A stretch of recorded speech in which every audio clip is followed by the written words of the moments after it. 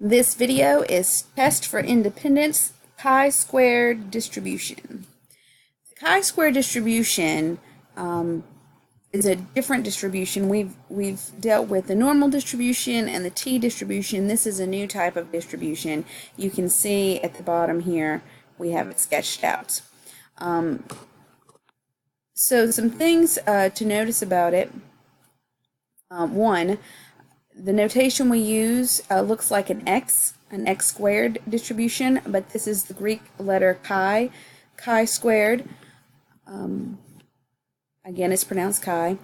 The area under the portion of the graph is equal to the proportion of the distribution in that range. So just like we use for the normal distribution, it's going to be the same thing here. The area under the curve represents the proportion.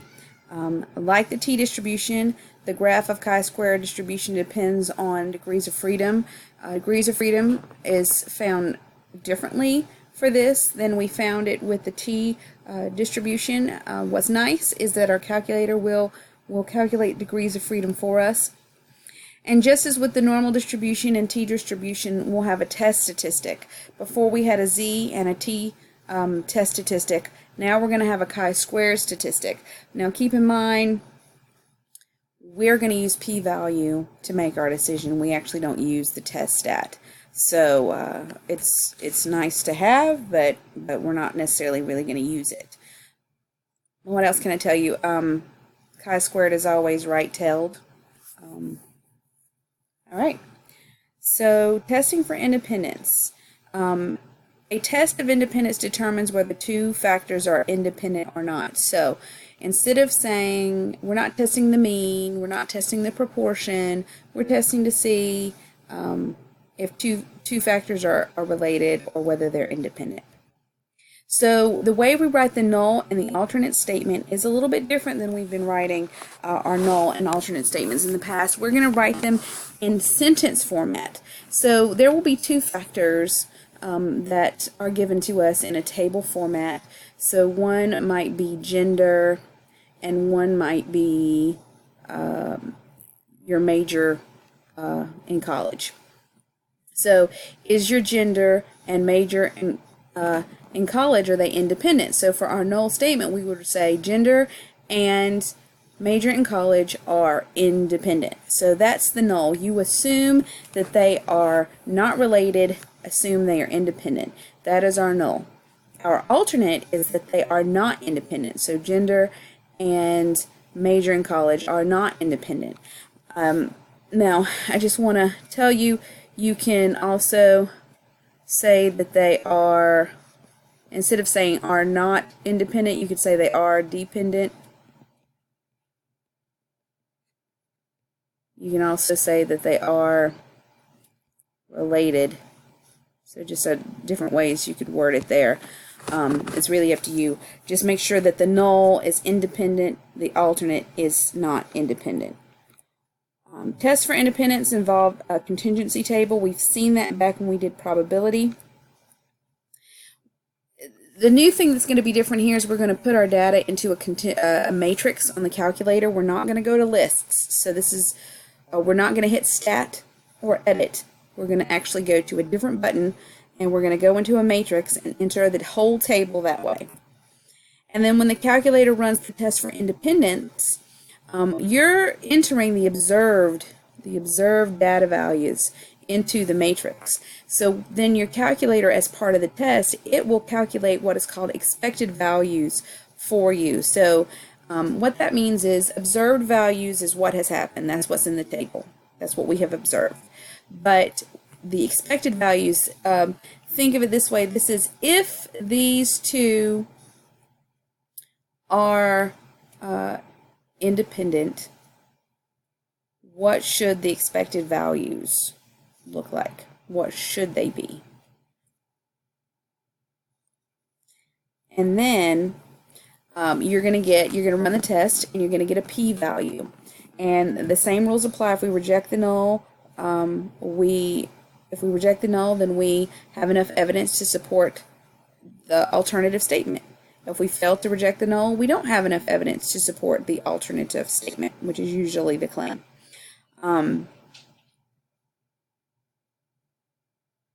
Another thing I wanted to just let you know is that these expected values, these will come up on homework. It's going to say as part of the test, what are the expected values? Now, there are some formulas we can use to figure those out, but I'm going to show you how your calculator finds them and where you would find these in the calculator.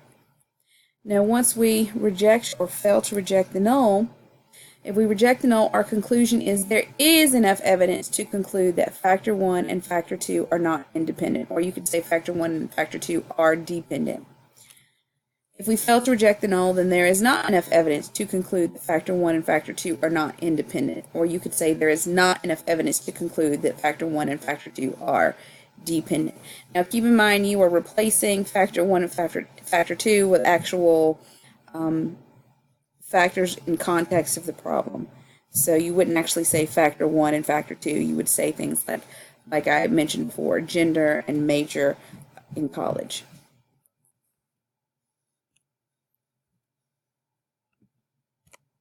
Okay, so how to input a matrix in the calculator.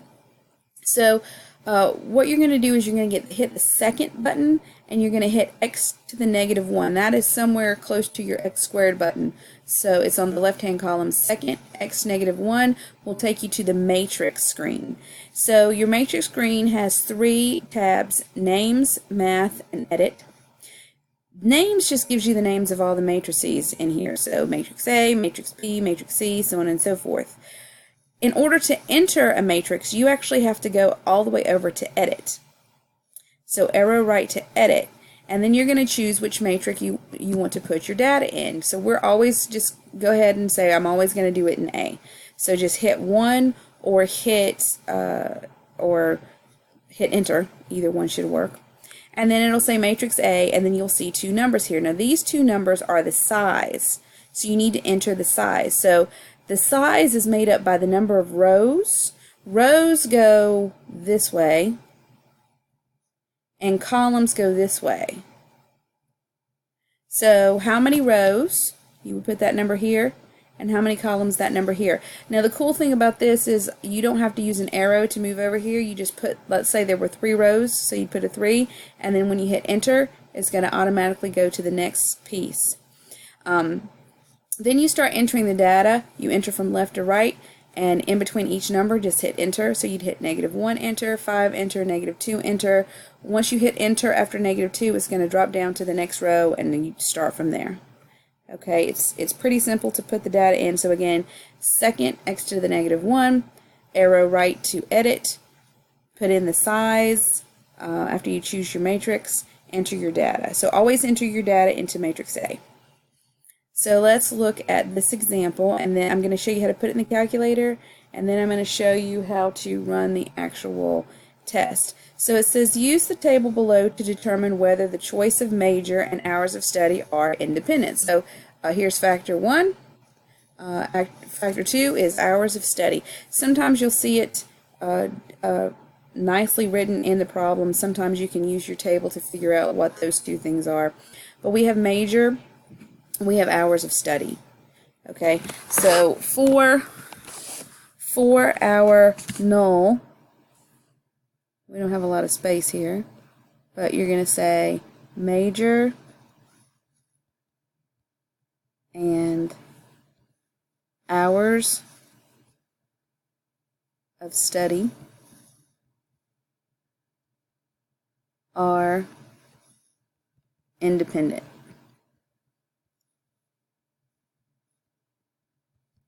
And then for our alternate statement, we're going to say the same thing with just a slight change. Major and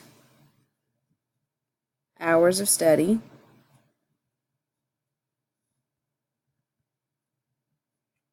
are not independent. Or you could say that they are dependent. I just quickly wanted to say here that our null is still an equality statement because the word are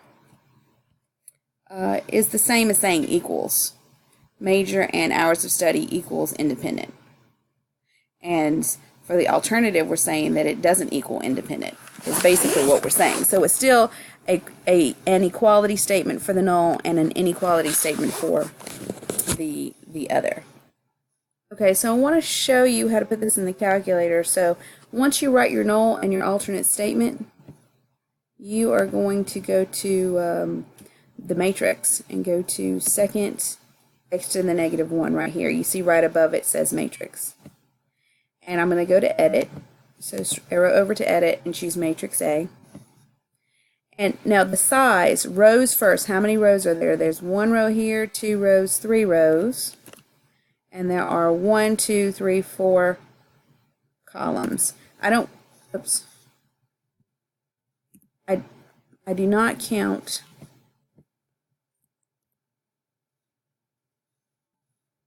I'm having some issues here. Okay, what I was trying to say is that I don't count this here as a column because this is just your labels for those rows. So 3 by 4. And you'll notice this pops up. Now you may have already something in here, but that's okay. Just type over it. You don't worry about hitting delete. Just type over it. So 68. Enter. Oops, it only took the 8.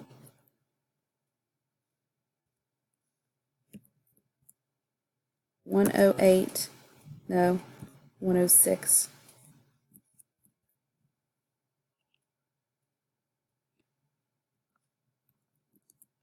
Alright, so 131 and 40. Now, as soon as I hit enter for 40, it goes back to the first column, second row. So 119, 103, 127, 81. Goes to the next row, 70, 52, 51, 52. Okay, so double check your data, and then go to stat, tests, and you want to go to chi-squared. Now, it's actually quicker if you scroll up instead of down. So mine is C. There's a chi-squared test and a chi-squared goodness of fit, GOF test. Choose the regular chi-squared test. Choose C. So I can either scroll to C and hit enter or alpha C. Just double check and make sure that yours is at C. Now here you don't need to do anything. Just leave observed A and expected B. And what's going to happen is you're telling it that the observed is an A, and your calculator is going to calculate the expected values and put that into matrix B. And then you're going to go to calculate. And here we go. And it gives your chi-squared, which is your test stat. We need our p-value, 5.06 e negative 6. If they ask for degree of freedom, it's right here, it's 6. So 5.06 e negative 6. So if I move that decimal over 6 places to the left, it's going to round to 0 if I round to 4 decimal places, which is less than 0.01. If it's less, we reject null. So what we're saying is that it is independent. So basically, for your conclusion, you can just state the H1 statement: major and hours of study are not independent, or you can say they are dependent, because that means the same thing. You could say they are related.